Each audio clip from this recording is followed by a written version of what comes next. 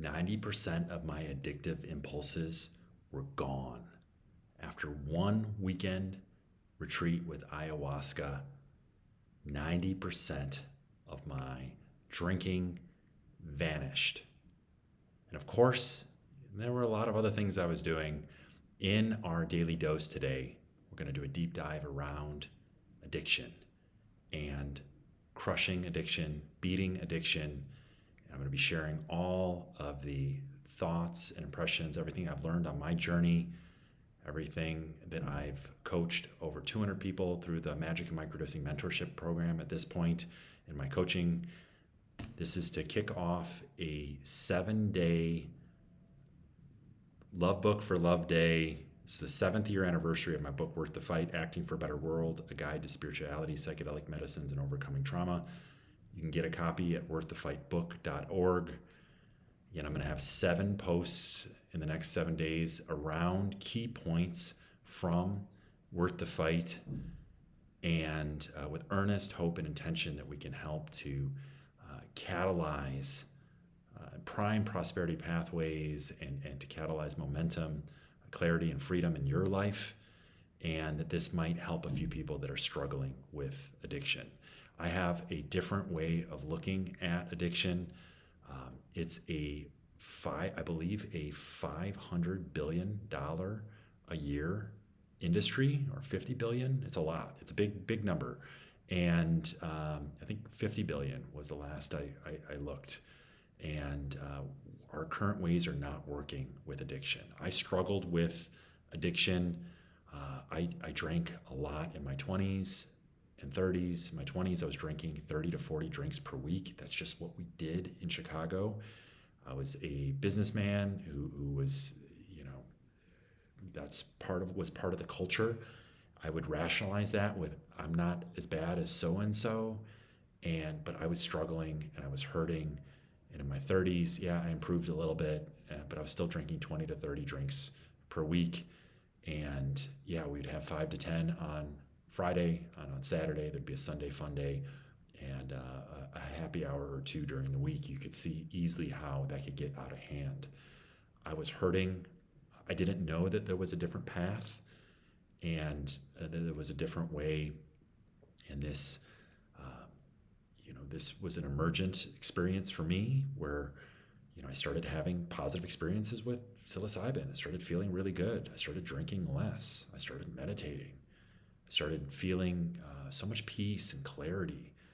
And I started taking inventory of my behavior and the self-abuse. And ultimately, when I sold my business on my 35th birthday, October 16th, 2014, 2 months later, I was down in the jungles of Costa Rica having my sacred initiation with ayahuasca. Again, I write about this all in depth in my book, Worth the Fight. And that experience, late 2014, early 2015, was a profound awakening and healing, and an opportunity for me to look within and to confront the childhood trauma that was at the root of my dis-ease, was at the root of my anxiety, at the root of my addiction, and realizing that I was utilizing alcohol as a coping strategy to hide from the pain in my heart, to numb the pain in my heart, I should say, and to numb my anxieties and my insecurities. And this was a big realization for me to purge a lot of the heaviness and the unprocessed trauma and the toxicity in my body. And I just felt so light and so free. It was a visionary experience where I could envision a way out of the personal hell of the mind that I created, and this really messy situation where I was in a toxic business relationship, and things were bad, and I was stuck, and I didn't have hope. So the psychedelic experience with ayahuasca really catalyzed this journey, this healing journey and journey of self-discovery. Yes, there was so many other things that I had done along the journey, but this was the first thing that really worked to break the addictive cycles and tendencies that I had. Again, 90% of my addictive impulses were gone. And I tried to stop drinking alcohol before, And I would typically do the master cleanse, and I would do these detoxes and juice cleanses. Mainly it was the master cleanse. Whenever the Packers would get knocked out of the playoffs, I would take that time to dial in a 10-day detox.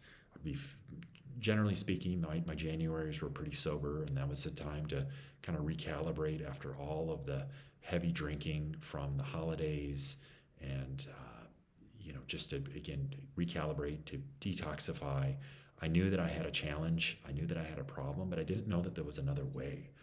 And that all changed, of course, when I started having experiences with psilocybin. I started waking up. I started meditating. I started breathing more. I was still drinking, though. And again, the ayahuasca journey is what stopped my, I had 38 days of sobriety immediately after that ayahuasca journey. I had never been able to do that to that point. I was feeling so good in my body that I just, why would I want to drink alcohol? And why would I want to have this toxicity? And again, I'm feeling so good. I was trying to understand what was happening with this big shift and the spiritual awakening that I was having. And so I had the space to deep into my meditation practice, and the journaling, and I was getting up early. Part of my marching orders after the ayahuasca journey was to wake up an hour and 36 minutes before sunrise. And I did that almost every school day and work day, I should say, in 2015. And that was also a big part of my freedom. I knew that I was going to leave corporate America at some point, so I knew that I was training for my travel journey. I was training for traveling around the world, and training for this path of service that I'm on right now that didn't exist. I knew that there was something would emerge. I knew that my calling would present itself, and that I would have the clarity and a service initiative. And I knew there had to have been a better way to be of service, and that there was more to my life experience, this human experience, this one precious life that I'm living right now. And so again, the ayahuasca helped to interrupt my drinking. I had 38 days of sobriety. I felt really, really good. And then I started drinking socially again. And I would have one or two drinks. I can count on one hand the amount of times I've had more than 4 drinks in one sitting. In the last 10 years, that just, it doesn't happen hardly at all. My rule is 1 or 2, no more than 3. And it's absolutely mind-boggling when we think about how much I was drinking before. But now it's just not in alignment with my service initiative. It's not in alignment with me serving my clients. It's not in alignment with me feeling my best and doing my best work. And also, we didn't have the neuroscience that we had back, that we have now. That was not a thing back in 2015. The neuroscience community is really roughing up alcohol. There's all sorts of studies that show that this is a highly carcinogenic neurotoxin, and we're drinking a lot less as a culture. From teenagers to 90 are drinking all-time lows, I believe, since the prohibition back in the 1920s. So our culture is waking up that this is not working out for us. This is not a good strategy if we want to be healthy, happy, and strong. And of course, there's other addictions. People struggle with pills. They struggle with the pharmaceuticals. They struggle with pornography. They struggle with cannabis. They struggle with, there's all sorts of addictions.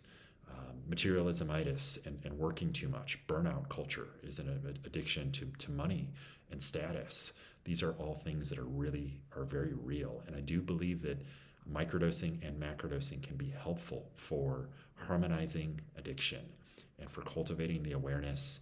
I believe that the microdosing plus the practices can be just as profound and impactful as the high dose journey, because there's nothing lost in translation when we're microdosing. Again, the best way that I can describe this is 3 to 5% more empathy, 3 to 5% more courage, and 3 to 5% more self-awareness. So again, we're taking the time in earnest. We're setting strong intention. This is an intentional microdosing journey. We're taking time for stillness. We're taking time to meditate. We're taking time to journal our thoughts with that boosted awareness, to bravely put pen to paper where we can start to work through maybe some past traumas that are emerging. or creative insights that are coming into your field of awareness that you wouldn't have been able to see otherwise. We're taking time to connect to our breath with a breathing practice, maybe the Wim Hof method or Huberman's NSDR. These can be powerful ways to regulate our nervous system, to modulate our nervous system, to activate energies in the morning with Wim Hof, and to calm our energies with NSDR, with this quiescent, these long exhales that can be really good for bringing on calm and recalibrating dopamine, and also really good for sleep. The long exhales, really good for sleep and for getting back to sleep when we have sleep disturbances. That's something that I encourage my clients to have a breathing practice, to do deep breathing, and it's a way that we can bring on a lot of calm very, very quickly. All these are strategies that help to accompany the breaking of addiction and keeping my sobriety. I don't look at rigid sobriety because I still drink. I call it modern temperance. In my book, Worth the Fight, I write and we broach this subject in depth, and I call it modern temperance, where we're being very temperate. And that means to be very prudent, very cautious, and very mindful of our consumption. And for me, when I have alcohol, I typically might have a glass of wine or two when I'm out on a date. It's a nice social lubricant. It's helping to kind of lighten the energies. And there's I think a spirit, the spirit of romance in red wine a bit, or at least that's the story I tell myself. But if I'm having one or two, yes, it does crush my sleep and it crushes my HRV, and it's not the best thing. But I think that the social connection might outweigh some of those benefits. Who knows? Maybe I'll stop drinking in time. I don't know. I'm from Wisconsin. I think it's in my DNA. My baseball team is the Milwaukee Brewers, so it's very much ingrained in my culture. But at this point, I feel like I do it very responsibly, and I might go months without having alcohol. And right now I'm on and I'm not counting, but it'll be 4 weeks tomorrow.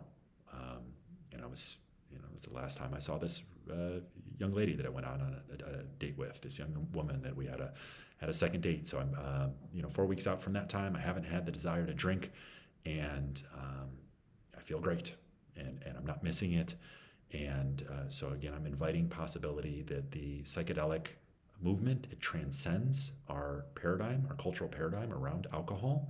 There's a lot of space between being an addictive, neurotic person, or being an out of control, alcoholic who can't control, and then being the completely sober person. There's a lot of space between that, between 0 and 1, where we can find our space there. And but for people that want to be fully sober, 2 thumbs up. That's great. And I encourage that if that works for you. And there's a lot of people where alcohol just doesn't resonate. And I'm not trying to convince people that is the way. Find out what works for you and to do that. With Worth the Fight, I've waged war on dogma. I think dogma got our human family and nation in this pickle that we're in right now, with this extreme polarization and our mental health crisis and suicide epidemic for our veterans. Yes, I wrote about that in depth in my book, and that's been a big part of my service initiative. But also for men in general. Men are 4 times more likely to commit suicide than women. We're having a lot of challenges right now. And I think that our coping mechanisms around alcohol, pornography, cannabis, there's all these different things. Again, workaholism, materialism, social status, that we can harmonize these imbalances and to create the awareness and to not over-identify with the substance. And we can start to break some of those patterns and start to see, again, more adaptive ways where we can find productive leisure and more adaptive ways to spend our time that ultimately will serve our path and that will help us be in better alignment. That's what this is all about. This is getting into alignment. The addiction is a proxy, I believe, for love. When we're not feeling love, we reach for our addictive substances, and that can satiate us in the moment, but it's 2 steps forward and 3 steps back, especially with alcohol. I think alcohol is fool's gold. 2 steps forward, 3 steps back, and it leaves us hapless with low energies the next day. It crushes the architecture of our sleep. I know that from my Whoop device. And Dr. Matthew Walker's work wasn't around when I wrote Worth the Fight and when I was doing this healing shifting back in 2015. So we know now that alcohol is really bad for our sleep, and that sleep is a superpower for this super connected, technology-driven, exponential technology-driven world that's really fast, that we're all going to need to have ways to regulate our nervous system, to process emotions. There's so much change is here, and so much more is coming our way. So the ways of yesteryear are not working. We have to have new processes, new systems, new practices to, again, help to regulate our energies, to regulate our nervous system so we can feel good in our body, so we can be high vibe and have great, strong energy levels that we can give towards our purpose, towards serving others, towards doing the work that we're here to do, towards hopefully in time slowing this fear train around and possibly or slowing it down and then possibly turning it around in time. I'm very bullish on the future. We have 3 of the 50 states have legalized psilocybin therapy. We're just at the infancy stages of this movement, and there's an incredible opportunity for more healing and for us to wake up to a better way, and certainly a better way of harmonizing addiction. And I believe that psychedelics can be that wrench in the spokes of our addiction and in the wheel of our addiction, and that can really stop that. And of course, there's a lot of work that is required in this. I haven't sugarcoated that it's not an easy journey, but psychedelics can help us when we're earnest and we're ready to do the work. Here we are again. This is Valentine's Day. Happy Valentine's Day to you. I've done some batch recording here, and I feel so good about pouring all of the love that I feel in my heart to you on Valentine's Day here. And this is the first of a 7-day challenge around celebrating the 7-year anniversary of Worth the Fight. Again, it was Valentine's Day 2019, Love Book for Love Day, when I wrote and released Worth the Fight. If you haven't read Worth the Fight and you would love a copy, or you'd like a copy of it, please leave a comment below on YouTube or a review on the Apple Podcast app. Take a screenshot and email me at matt@nltrans.org. And in the email, please put your mailing address, and I would be delighted to send you a signed copy of my book. And I so appreciate the interest and the support. We would love to hear your thoughts and impressions. It's 7-year anniversary. I'm going to have 7 posts here to commemorate the 7-year anniversary. And I feel like Worth the Fight still has lots of legs to run. Again, we're only 3 out of the 50 states have legalized psilocybin. We're just at the infancy stages.